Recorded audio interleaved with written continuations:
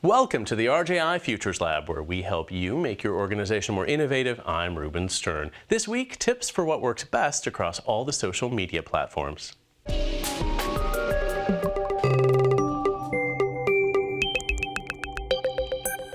Now This delivers news content for young people exclusively via social media without posting any of it to their own website. The effort generates millions of monthly video views and has given the staff unique insight into what resonates across social channels. We sat down with executive producer Sarah Frank to get details about what works best on each platform. In January of 2015, right before we shut down the homepage, we were getting about 50 or 60 million video views a month. Now we're getting 435 million video views per month across every platform. That's Facebook, Vine, Twitter, Instagram, Snapchat, YouTube, Tumblr, and of course the engagement numbers are also super, super high. So when it comes to Facebook, we really have to think about what is shareable. They're not going to stop scrolling, and they're probably not going to share unless it really grabs their attention and they can make it to the end and they feel something when they watch the video. So when we talk about Facebook, we're often talking about shareability and emotion. When we're looking for stories that will work on Facebook, we encourage our producers to kind of look at the news that's out there and find the stories that resonate with them, something that makes them actually say, this is amazing, this is incredible, this is awful, this is stupid, this is messed up, this is life-changing. When it comes to Twitter, it's obviously all about speed and breaking news.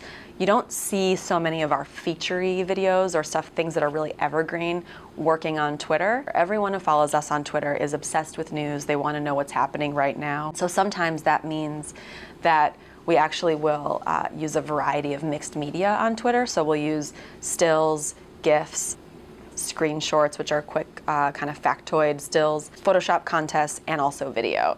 Having that nice mix makes your feed look really diversified, and it also makes our content stand out because every tweet that we have has a visual element, which as you're scrolling, again, grabs your attention. When it comes to Instagram, you have to be thinking visual.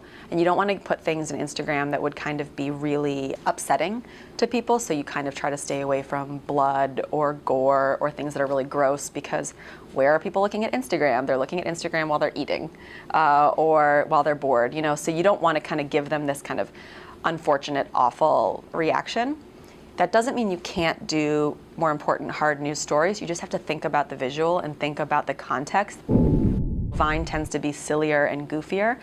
That's where we kind of have a fun take on the news. We did a Vine where the Pope entered the church in, I think it was DC or New York.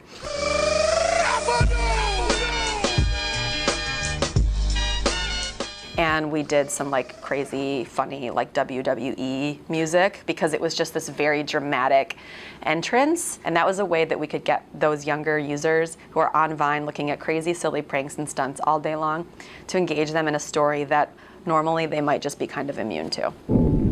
We create what we call kind of visual headlines. It's much easier to do a dynamic still in Snapchat stories than it is to do video, because just with the current Snapchat technology, the only way to get video into a Snapchat is really to film off of a screen. And that's not always the best user experience. But the most important thing to us is that we're able to give these younger users these really cool dynamic visual headlines and occasionally mini explainers that are kind of 3 or 4 slides of a Snapchat story, where they can kind of learn about an issue that's kind of prevalent throughout mainstream media but might not have trickled down to them so much. And I think the greatest thing about Snapchat is you get really amazing instant feedback, and it's very different than a traditional Facebook or even internet comment, where you're actually seeing the face of a person who follows you, and they're actually saying, either scribbled out on a still image or in video, thank you so much. Tumblr users are very passionate. They tend to consume a lot of content, reblog a lot of content. We try to kind of embody that even as a news organization. So we reblog a lot of like-minded content, which is really fun. Again, we do a lot of mixed media. We experiment a lot with GIFs and GIF sets and photo sets. During the GOP debate, we did a really simple execution where we just screenshotted a bunch of Bernie Sanders tweets where he was kind of trolling the Republican candidates, put them in a long vertical Photoshop file, and had a funny comment like, when you're not invited to the party, so you end up just dragging everyone on Twitter. We're not as active on Pinterest as we are on some other platforms. You know, it's a challenge. Pinterest is starting to work more with GIFs and native video. But the biggest thing to think about with Pinterest is it's an aspirational platform. It's a looking forward platform. It's also a very visual platform. News is about looking back and reacting and saying this just happened. So you have to assume that there are going to be creative challenges for any news organization that wants to be on Pinterest. Pinterest content has a very long tail, but I think there are ways to take timely elements and kind of recraft them for Pinterest. So one thing that we do is during an award show or a debate, we take dynamic quotes and we turn them into nice vertical visuals with a big face and a big kind of like aspirational quote. We definitely use Yak Yak when there is a college-specific story that we're covering. We do have producers that kind of reach into Yak Yak and either do some preliminary research there or actually do like responses from Yak Yak, like this is what the students are saying. And that sort of tends to be for an audience that doesn't go to that school or for a larger like postgraduate audience who kind of wants to know about the tone of a story as it's happening in college. And I'm also interested to think about using Yak Yak as a story distribution tool, but I know that that's kind of like very different to the core current usage of Yak Yak, so you have to be very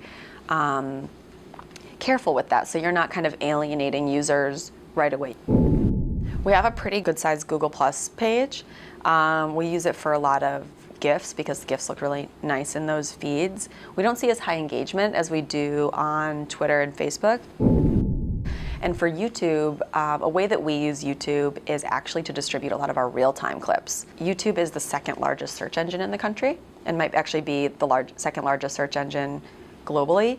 So when people are looking for like Jeb Bush admits to smoking weed, we want our clip to be one of the first that's surfaced. And so we don't put every single video that we produce on YouTube. We actually try to optimize the videos that we think will be the most searchable.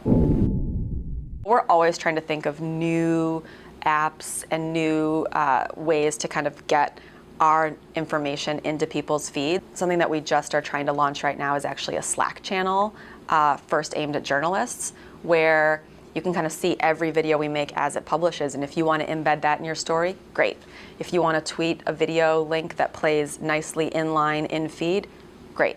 It's a way to kind of share content with journalists and influencers who are either covering these stories or passionate about these stories and maybe don't have access to video.